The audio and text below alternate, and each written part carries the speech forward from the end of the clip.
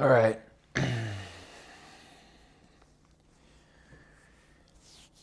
I gotta discuss something. And it's a little bit difficult for me to talk about this.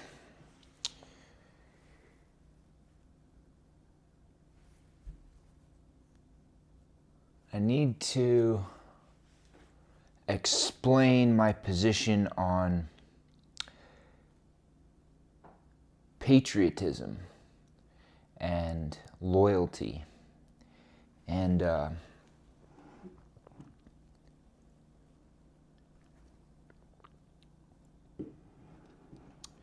there's a situation going on between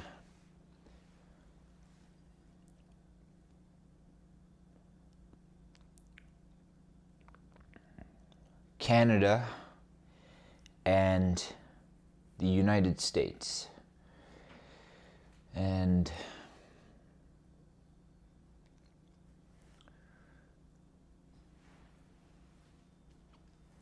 this is a complicated situation because I consider myself patriotic.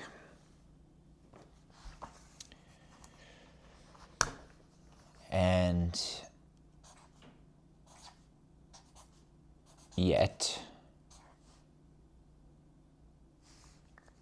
I know that it was just random chance that made it so that I was born in this country and not another country. So I understand that everyone living on Earth is somewhat equal in that none of us, want to, we don't want to put ourselves in a higher standing than others just because of the country that we live in. But what happens is you develop some kind of attachment to your country, and you want to feel safe, and you want to defend your safety from any groups or people that are trying to make it unsafe. And so, for example, in this house that I'm in, if someone was to try to break in, I would defend myself, and I would defend the things that are here. Primarily, I would defend my own life. But I'm nonviolent. My philosophy on life is nonviolence, so I try not to kill things that I don't need to, and I try not to get into fights or even arguments that are unnecessary. And so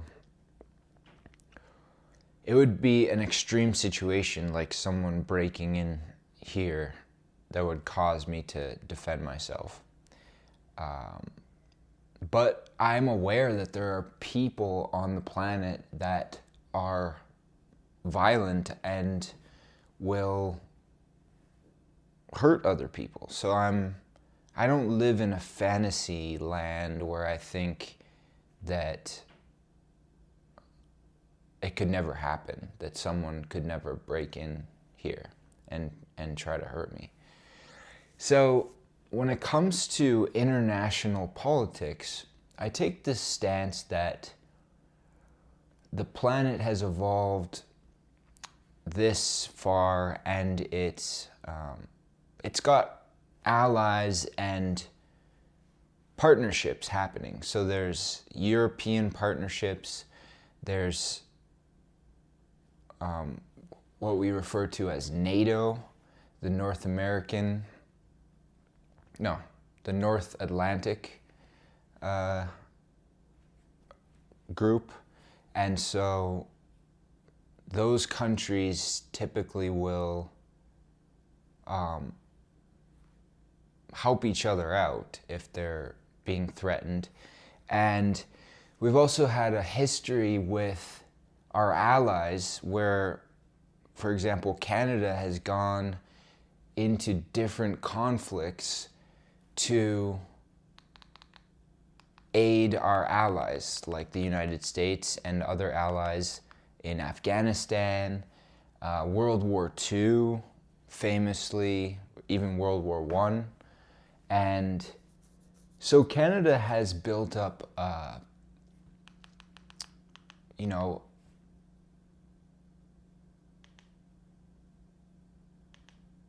what we think of as allies. And so I'm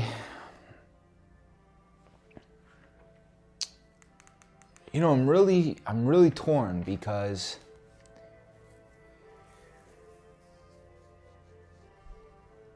I have friends in the United States, and I just think of it like, what would I do if my friend came across the border and was actually starting a war with Canada, my country? And it happens in other places in the world, but it just hasn't happened here in such a long time that it's strange to think about. But I really think that I would have to defend myself. And the way I think about that is defending my country.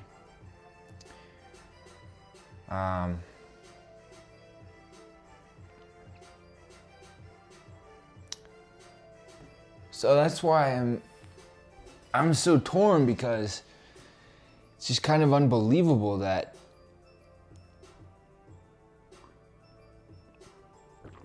after everything that the US and Canada have been through, and such a long history of being neighbors and being trading partners, there's so many families that have relatives in both countries, and but there are forces in the world that are, interested in this idea of expanding. So in Russia, we have Putin. He's expanding into a country that he believes should be part of Russia, Ukraine. And we can see that obviously resulted in a war. The other situation going on right now is in the Middle East, where you have the countries Palestine and Israel, and they're fighting over a border. And because of the terrorist groups in the area, they can't maintain a peaceful border, because sometimes terrorists will cross the border and commit crimes.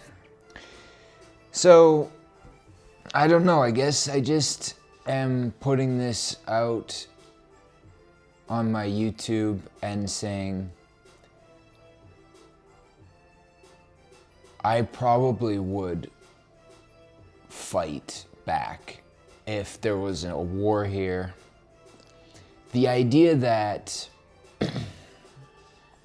Canada's military is so small that we wouldn't be able to fight back. I guess that's true in one sense, but you have to think about the idea that what that means is that the United States would actually murder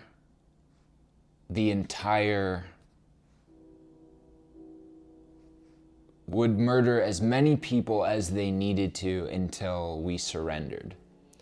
And that's a pretty sad thing to think that the United States would do.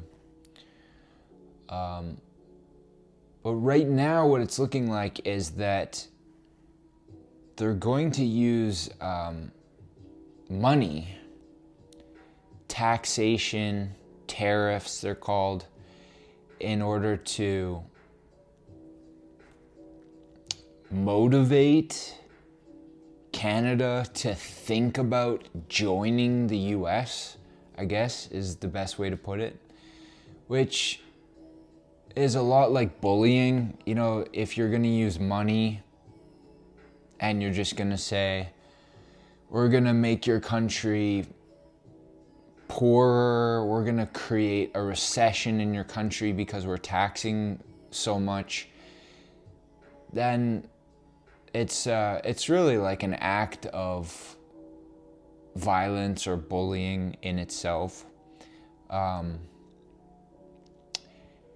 If those tariffs were being used for the right reasons, like if there was actually an imbalance of trade, then it would make more sense to say, listen, you're not paying us enough, we're not getting enough for our money. But we've had these trading agreements in place for decades and decades, so it doesn't seem like the motivation to tax our goods and services more is motivated by that. It seems more like using force to encourage Canada to think about becoming part of the United States. And our leaders here, our politicians so far have said, we're not going to join the United States, but they also don't have a solution to the idea that we would be taxed way more for a long period of time. I mean, if it was bankrupting our country, I don't know what they would say, because that might be a big problem. So I guess, I'm just in this position where I've been forced to think about what I would do if there was a war here, and I wanted to consider that just a joke, but based on the way Donald Trump acts and some of the things he's already done, I don't think it's a joke. And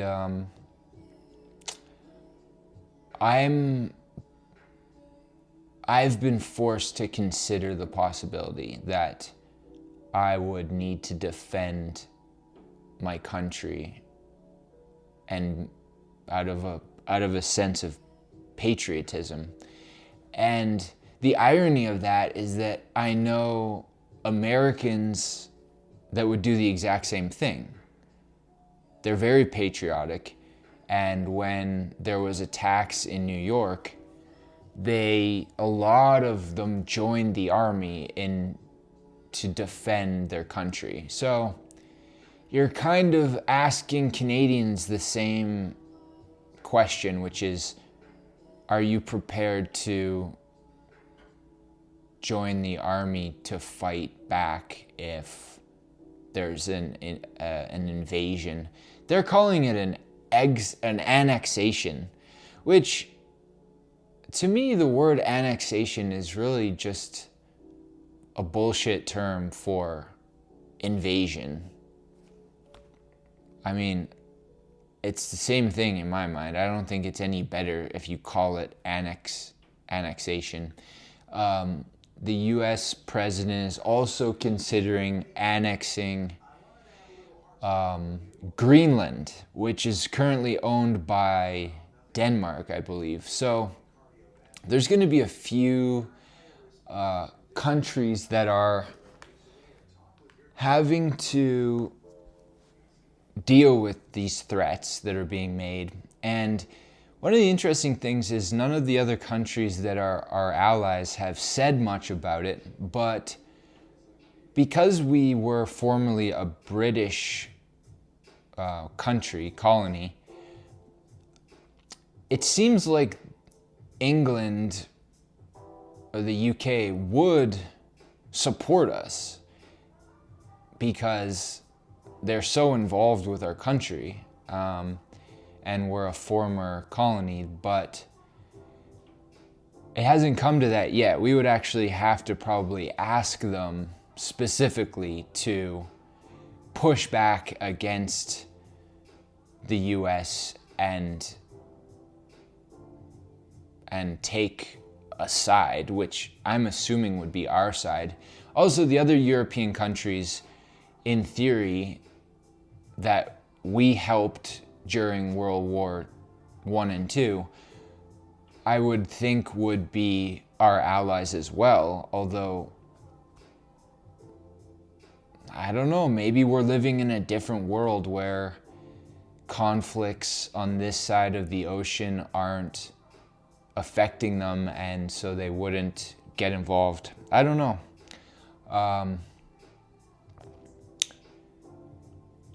It's really making me think, and it's too bad that we don't have world peace and that there are conflicts over land at this point.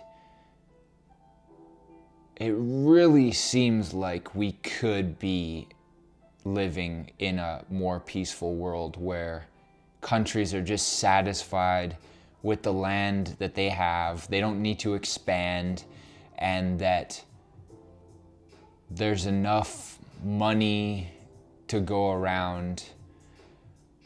But that isn't the world that we're living in. So anyway, I hope this isn't too depressing, but I really needed to just get my thoughts out about this situation because I've never been in this situation before, and I really don't like the idea of violence, but if push came to shove, I'm a Canadian, so I guess that's just the way it is.